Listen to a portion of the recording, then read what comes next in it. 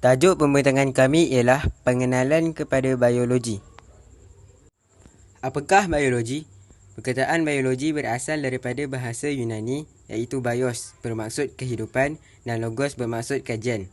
Biologi kajian terperinci tentang benda hidup dan persekitaran semula jadi. Biologi membolehkan kita memahami struktur dan fungsi organisma serta hubungan dan interaksi antara organisma dan alam sekitar. Bidang-bidang dalam biologi antaranya ialah botani, fisiologi, ekologi, genetik dan mikrobiologi. Bidang yang pertama iaitu botani. Botani ialah kajian mengenai hidupan tumbuhan. Sebagai salah satu cabang biologi, botani selalu dirujuk sebagai sains tumbuhan atau biologi tumbuhan. Botani merangkumi pelbagai disiplin saintifik yang mengkaji struktur pertumbuhan, pembiakan, metabolisme, perkembangan, penyakit, ekologi dan evolusi tumbuhan. Bidang yang kedua ialah fisiologi. Fisiologi ialah kajian mengenai fungsi dan mekanisme dalam organisma.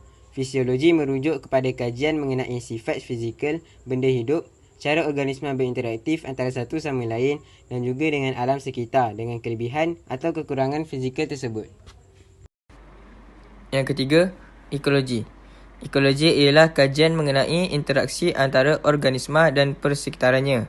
Kini, istilah ekologi ini telah digunakan secara meluas dan merujuk kepada kajian saling hubungan antara organisma dengan persekitaran dan juga saling hubungan di kalangan kumpulan organisma itu sendiri. Bidang yang keempat, genetik. Genetik ialah kajian mengenai pewarisan dan variasi genetik. Istilah genetik pertama kali diperkenalkan oleh pakar genetik British iaitu William Bateson. Beliau juga bertanggungjawab dalam memperkembangkan penemuan kajian Gregor Mendel. Dan yang kelima ialah mikrobiologi.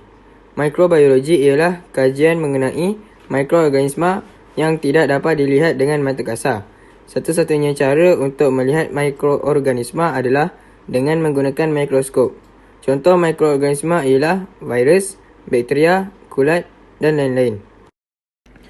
Sumbangan biologi dalam kehidupan seharian. Bagi bidang perubatan, pertama, menyumbang dalam penemuan kaedah persenyawaan in vitro. Kedua, perancangan keluarga. Ketiga, pembedahan plastik. Dan yang keempat, terapi gen. Seterusnya, bagi bidang yang kedua, bidang farmasi. Pertama, pembuatan vitamin sintetik. Kedua, pembuatan hormon insulin. Dan yang ketiga, pembuatan enzim sintetik. Bidang yang ketiga, bidang penghasilan makanan. Penggunaan mikroorganisma dalam pembuatan keju, kicap, tapai dan tempe. Bagi bidang yang terakhir, bidang pertanian. Pertama, tanaman dan haiwan transgenik. Kedua, penciptaan teknologi hidroponik dan aeroponik yang sistematik. Kerjaya-kerjaya dalam bidang biologi. Pertama, ahli zoologi. Kedua, ahli botani. Ketiga, juruteknik biologi. Keempat, ahli biofizik. Kelima, ahli biokimia. Keenam, saintis penyelidikan atau sains hayat. Ketujuh, ahli mikrobiologi. Kelapan, ahli biologi hidupan liar. Dan yang kesembilan, pendidik kesihatan.